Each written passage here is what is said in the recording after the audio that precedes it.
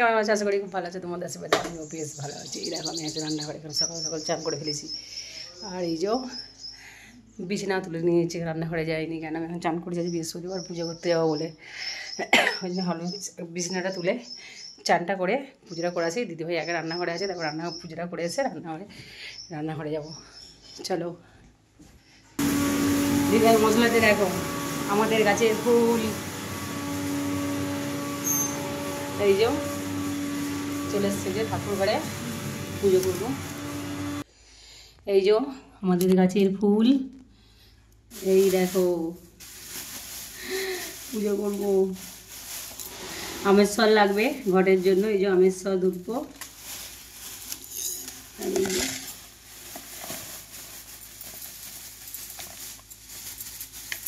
তাই সব তুলে নিয়ে চলে যায়। এই যে কত পদ্ম ফুল কিনে নিয়ে এসছে দেখো, ওই যে বড় বাড়িতে সে কিনে নিয়ে এসছে পড়াবো বলে, এই সবাইকে পড়াবো বলে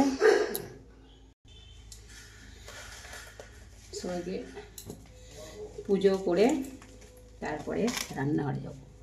এই আসলাম, এখন একটু দেরি হবে।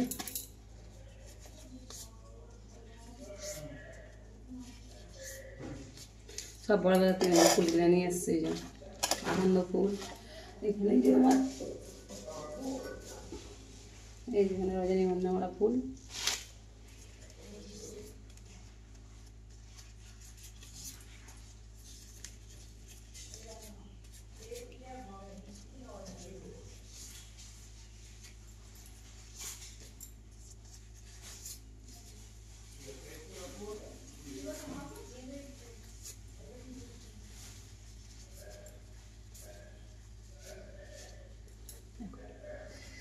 কুটিয়ে ফেললাম সবগুলো একটা একটা করে ফোটাবো।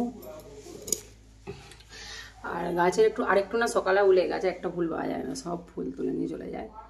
ওই জন্য যে কটা পেয়েছি এই যে এক ড্রেসকে এইগুলো তুলে নিয়ে এসেছি, আর মালা কিনে নিয়ে এসছে।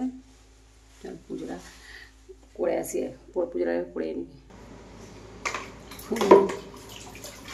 ফুলগুলোকে গুছিয়ে নিলাম, ঠাকুরটা মুছে নিই, ঠাকুরটা মুছে তারপরে কেন আগে ফুলগুলো মানে চুবড়িতে সব চুবড়িতে ঢেলে নিলাম, ঢেলে নিয়ে গুছিয়ে নিলাম, নিয়ে ঠাকুর তলাটা মুছে তারপর ঠাকুরগুলো মুছবো, মুছে পুজো করবো।